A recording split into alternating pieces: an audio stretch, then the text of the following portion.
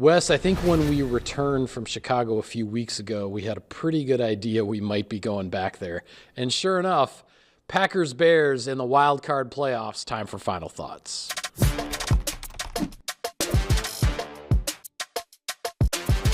Sort of obvious come playoff time, Wes, but what's at stake? Well, it is an opportunity, right? This is going to be something where the Packers are again trying to mount a playoff push, but the history of this matchup, too, you have to talk about. The third time in franchise history, the Packers and the Bears squaring off in the playoffs. And, Michael, the last time they faced, it was the Bears as the NFC North champion and the Green Bay Packers as the last seed getting the playoffs, and Green Bay pulled it out. Yeah, no doubt. And 2 years ago, the Packers were the first 7 seed to knock off the 2 seed in the opening round of the playoffs.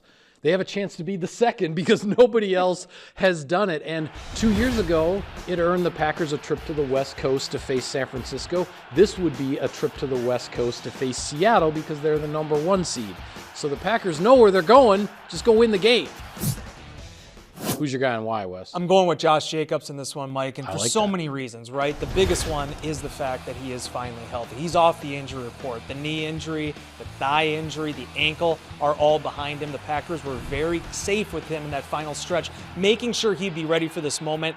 He has a Chicago defense that I think is waiting to be run against. I'm expecting number 8 to have a big game. Yeah, I like that pick. And I'll go on the defensive side with second-year safety Evan Williams. Now, he led the Packers in interceptions in the regular season with 3. He missed the second meeting with the Bears down in Chicago. He's back now. He's healthy.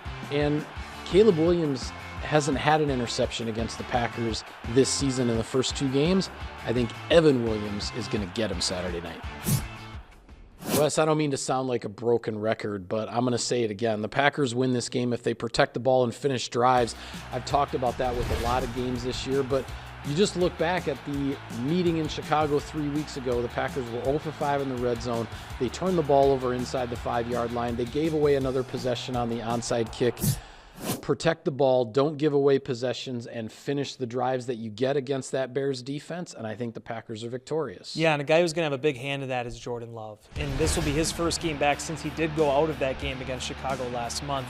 Jordan Love and Caleb Williams have kind of been tied to each other a little bit. They've mentioned those being the faces of the NFC North and really the National Football League. The Packers need Jordan to be the better quarterback on Saturday evening, and I feel like him with that time off and a refreshed mindset is going to be able to do it. All right, and with that, we will sign off on this edition of Final Thoughts.